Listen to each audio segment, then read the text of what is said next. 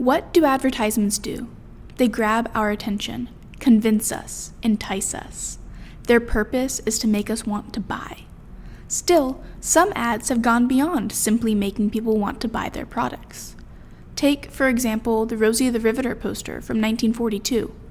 Rosie quickly became a long-lasting feminist icon. And then there's Volkswagen's 1962 Think Small campaign. It was a revolutionary car ad because it advertised form over function. What about the I'd like to buy the world a Coke commercial from 1971? It had a great emotional pull. Other ads are inspired by the media, like Apple's 1983 Super Bowl commercial.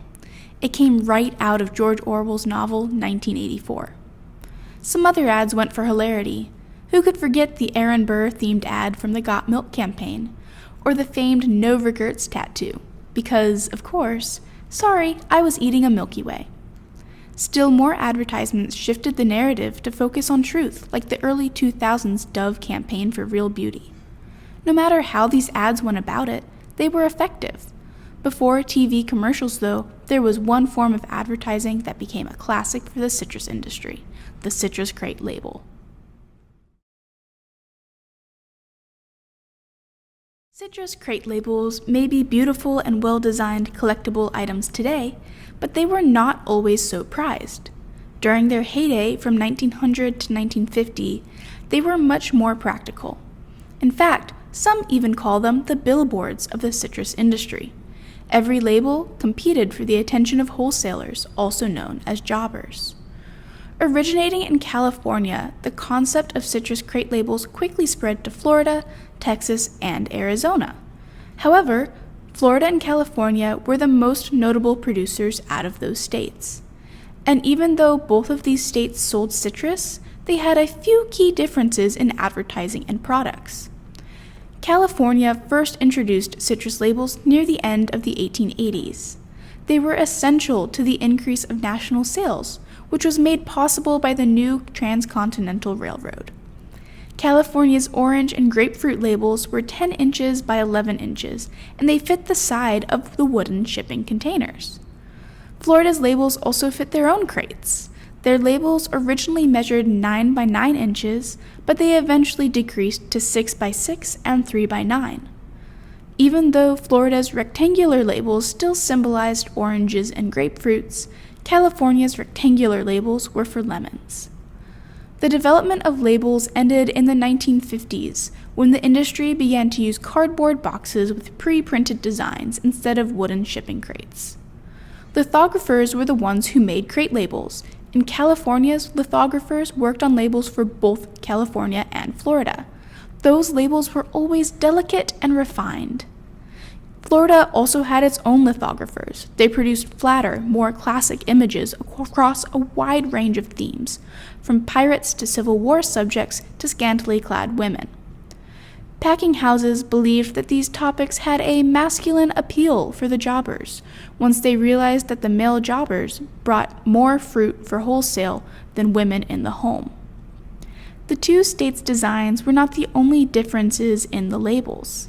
The way the states distinguished the quality of their fruit was also different.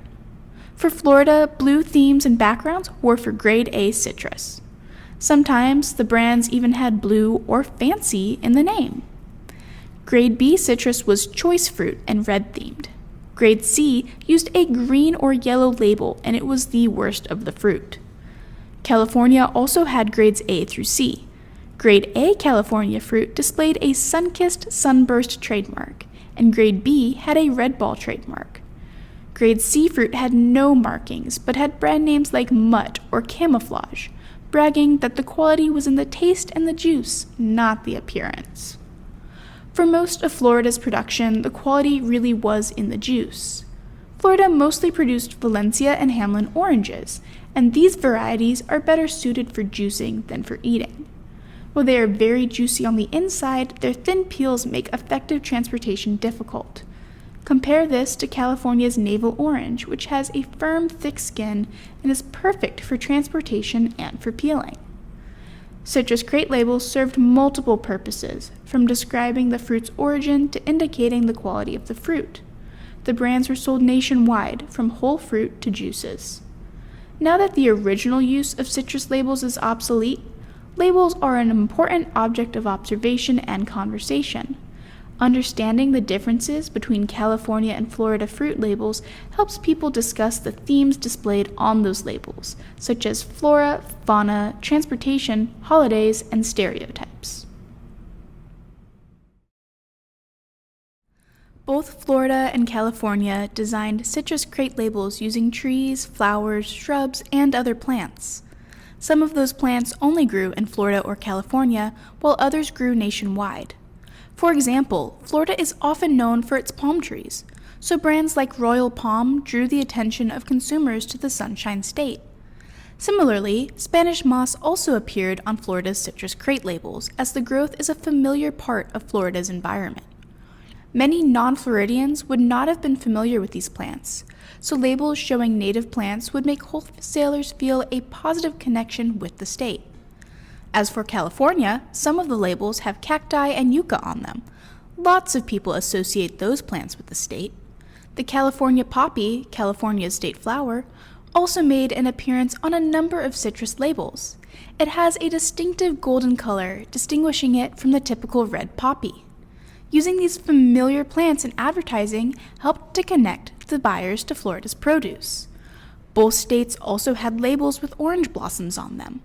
Orange blossoms are actually Florida's state flower. Both states were actively advertising oranges. It makes sense that California also used the flower.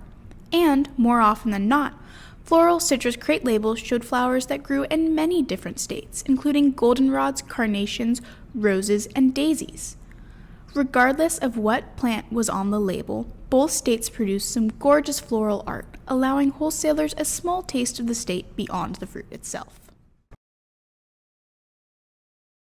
Florida and California citrus crate labels also featured a variety of animals. While some of these animals had visual appeal, they also evoked certain associations and interests.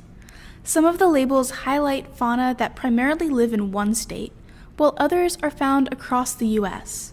Sometimes the animal is even the state's official animal. Based on a survey of citrus crate label collections, there are typically 4 categories of animals on citrus labels. These categories are birds, fish, mammals, and reptiles. However, none of the mammals in the sample were native to Florida. Additionally, there were no reptiles at all in California's collection. For Florida, the sample included flamingos, Gulf kingfish, and alligators.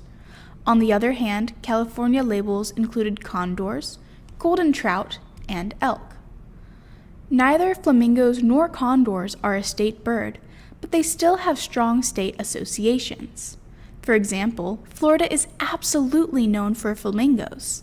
So the pink bird's appearance would immediately make the viewer think of Florida. As for condors, there is a specific type of condor called the California condor, naturally creating immediate ties to the Golden State.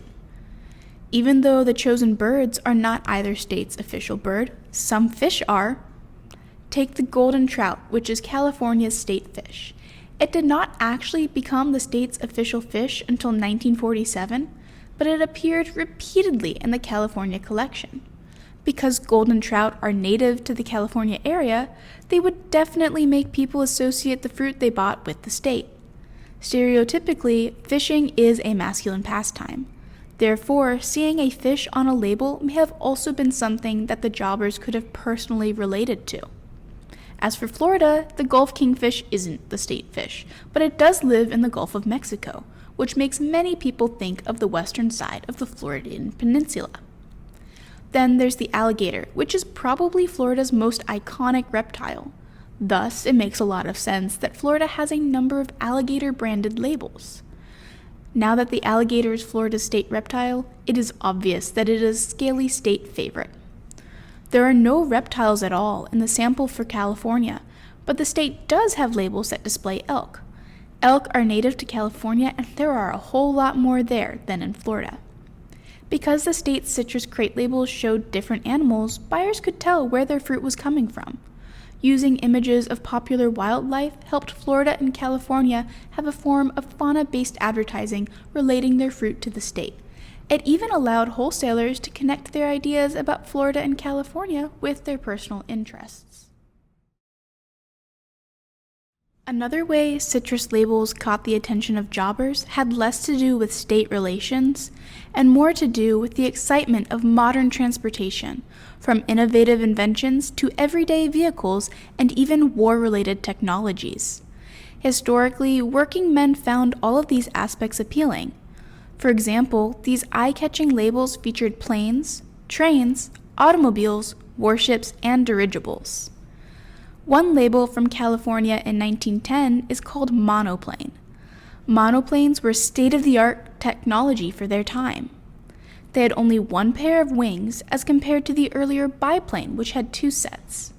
Monoplanes were lighter and faster than biplanes and became more common during World War II. And, of course, it was mostly men who fought in World War II. As a result, many jobbers would probably be interested in the monoplane label, first out of curiosity and then through direct ties.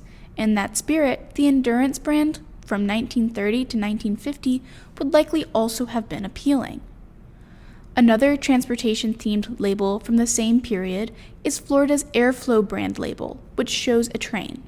Trains were vital to the citrus industry, carrying citrus across America to jobbers. That means that the train label is potentially honoring that history. While Florida honored trains, California highlighted an open automobile on its 1920 Auto brand label. Thanks to Henry Ford's Model T, the automobile industry had been revolutionized, turning the vehicle into an affordable necessity and symbol of progress. In 1920, most of these affordable cars were open models, so the wholesalers would have been familiar with and even used these cars. Showing a familiar, modern, and relatable vehicle on a label is a good way to entice jobbers to buy a product. A much less common mode of transportation is the warship. California's Searchlight brand shows a warship from 1920 to 1930. This was during a period between the world wars when many countries were reducing their weaponry. That makes the label somewhat surprising. Florida's Full Ahead label, on the other hand, also shows a warship, but this one makes more sense. The label is from 1930 to 1950, bracketing World War II. So, there would have been men in the wholesale industry who'd had experience with warships, just like with monoplanes. Again, familiar images would draw a buyer's attention, whether they were veterans or working in war-adjacent industries. Another type of ship on the labels is one in the sky. California's airship crate label dates back to 1910, and it was in 1910 that the airship America attempted a transatlantic flight. Though the flight of the America failed, the airship would have still been an appealing concept to many people. There were other airship labels, such as Blimp brand, which showed a different type of dirigible from the airship label. It is interesting to note that the Blimp brand was from 1920 to 1950, years that corresponded to the Navy's Special Blimp Reconnaissance Program. Most of the transportation on these labels makes sense for their time. Some labels seem to show the daily needs of the American population, while others hinted at national sensations like the failed flight of the America. Many of these images were familiar to the jobbers, whether they had directly interacted with the transportation or not. Ultimately, both Florida and California used transportation images as one of the many eye-catching categories on their citrus crate labels, reflecting daily life, national events, and technological interests. Like many industries, citrus advertisers understood that they could take advantage of the holidays to sell their products. And it certainly makes sense to purchase holiday-themed crates during festive seasons. While Christmas was the most common theme, some labels featured images related to Valentine's Day, Independence Day, and Thanksgiving. Neither California nor Florida had many Valentine's Day labels. California only had one known example, Valentine brand, a crate label from Blue Goose. But Florida didn't have any direct labels, just one Valentine's adjacent label called Romance brand. As the brand showed two cupids, it makes sense to associate the label with Valentine's Day implicitly. When it comes to the 4th of July, neither state has an explicit label for the holiday. California's Skyrocket brand might refer to the 4th of July, just as Florida's Sparky label also might. Both labels show fireworks, and Americans have been celebrating their Independence Day with fireworks since the signing of the Declaration of Independence in 1776. So, while not explicit, it is reasonable to assume that these firework-themed labels might relate to the 4th of July. Thanksgiving is another national holiday when Americans pause to reflect on thanks and patriotism. California has a Thanksgiving brand crate label that explicitly relates to the holiday, even though its black pilgrim's hat is historically inaccurate. Still, it's a clear, if simplified, label. Florida didn't have many Thanksgiving labels either, aside from its Pilgrim brand. Florida does have an interesting label somewhat related to the holiday that needs a closer look, the Goodwill label. At first glance, the Goodwill label, showing a European and a Native American sharing gifts, might suggest a depiction of the first Thanksgiving, but a closer look shows a different story. The European is more likely a Spanish explorer than a pilgrim based on his clothing. Additionally, the background features palm trees, which are not native to Massachusetts. The irony deepens. The Native American is offering the Spaniard oranges as a goodwill offering. However, Native Americans would not have had oranges, as Spaniards were the ones who brought oranges to the Americas in the first place. It would actually make more sense if the Spaniard offered oranges to the Native American instead. Although there were few labels for earlier holidays, both states had many Christmas labels. For example, California has a brand called Yuletide brand. The label shows a jolly Santa Claus carrying his sack of gifts. One of Florida's labels shows the 3 wise men on their way to Bethlehem. They are carrying oranges instead of gold, frankincense, and myrrh, and the brand name is Merry Xmas brand. Both labels are beautiful and convincing holiday advertisements. However, they also invite a closer look. The first term to explore is Yuletide. People often use the term interchangeably with Christmas time and Christmas Day. However, Yuletide can refer to the Christmas season, but not always. Yuletide actually has Norse roots as a pagan celebration of the winter solstice. So, while Christmas Day falls during the season of Yuletide, the terms are not synonymous. But because there is a Santa Claus on the Yuletide label, it is probably referring to the Christmas season instead of the pagan holiday season. The Christian Church also notes that the Christmas season is not the period before Christmas, it's actually the time following Christmas. So the Christmas season begins on Christmas Day and ends on Epiphany. Epiphany is when the 3 wise men enter the story. Traditionally, they were not actually present on Christmas Day. Epiphany celebrates the manifestation of Christ to the Gentiles. So, the Florida label would make more sense if it said Happy Epiphany or Happy Three Kings Day instead of Merry Xmas. Even if some labels are clear or unclear or historically inaccurate, they still connect to important American traditions, which was more than enough to help sell citrus during the holidays.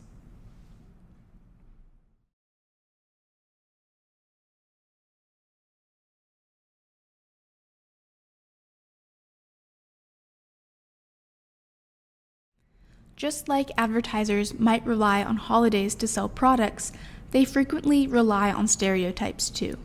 For instance, when famous actors promote brands, people see these promoters as ideal models. The products they advertise make people think they can use the product to look and act like that ideal. Stereotypes like these can shape how people perceive certain groups. If many people believe a group has a certain trait, they expect to see that trait in ads. At the same time, seeing a trait consistently in the media they consume can make people believe it even more. Additionally, advertising often relies on stereotypes about the viewing audience, as exemplified earlier with the assumptions about the interests of jobbers. Citrus crate labels certainly use stereotypes in their advertising. Brands in both Florida and California used common stereotypes like the sexualized Native American woman, the Native American savage, the Southern belle, the sexy blonde, the Aztec, and the prophet. Many labels of women were sexualized, as the packing houses believed that it would be attractive to the jobbers. Other labels were meant to be unfortunately humorous by leaning into caricatures of black men, using exaggerated dialect like Dis am grown in Dixie, and names like lazy bones, now widely recognized as a racial slur. Where the labels came from mattered too. Florida's labels often showed the black mammy stereotype, while California's labels used the exoticized Latina stereotype. The mammy or auntie stereotype was a common idea about African American women that started during slavery in the United States. The notion became popular through minstrel shows where white actors wore blackface and acted out offensive stereotypes like the mammy. The mammy image was pervasive in advertisements and on product labels, including the well-known former Aunt Jemima brand. This stereotypical image was also used in citrus advertising. People saw mammies as a robust, dependent, and trustworthy person. Since white viewers thought that mammies were eager to please and content with their place in the white world, buyers would have believed that the citrus products were reliable. While this would have been good for business, the stereotyping relied on pervasive ideas about black women. California's view of Latinas also showed up in citrus advertising. The crate labels often showed Latinas as exotic. Exotic can mean something foreign or from a faraway place, but it can also mean someone attractive or glamorous because they seem unusual. So, whether a Latina on a label appears in traditional clothing or sexualized attire, she is made to look exotic. This stereotype often portrays Latinas as wearing tight and revealing clothing on their exaggerated bodies. Even the images of Latinas in traditional clothes often still show these body stereotypes, supporting preconceived white ideas about Latinas. No matter if the woman on the crate label is overly sexual or not, dependable or exotic, she is based on a stereotype. These images were rooted in common beliefs in the first half of the 1900s, and the citrus industry used them deliberately. Companies knew that many white Americans, including the wholesalers, would trust or be drawn to familiar images and ideas. In Florida, the mammy and auntie brands made the fruit seem trustworthy, just like the mammy stereotype. In California, Latina women on labels were intriguing and exotic, attracting buyers in other ways. In the end, these labels were successful because they reflected what people believed, but not necessarily because they were truthful. Citrus crate labels in Florida and California both trace their origins to the West Coast. However, their advent on the East Coast brought with it a new variation of styles and themes. From vibrant images of flora and fauna to modes of transportation, holidays, and stereotypes, citrus crate labels certainly covered a wide breadth of advertising tools to ensure that each brand found its own interested jobber. The artwork on the labels is eye-catching, as are the subjects the artwork depicts. Sometimes the labels point the viewer and wholesaler's attention back to the producing state. Other times, the label alludes to world events or the buyer's personal interests and beliefs. No matter what the citrus crate label displayed or where it originated, the purpose remained the same: to sell citrus fruits and their products with vigor and colorful imagery.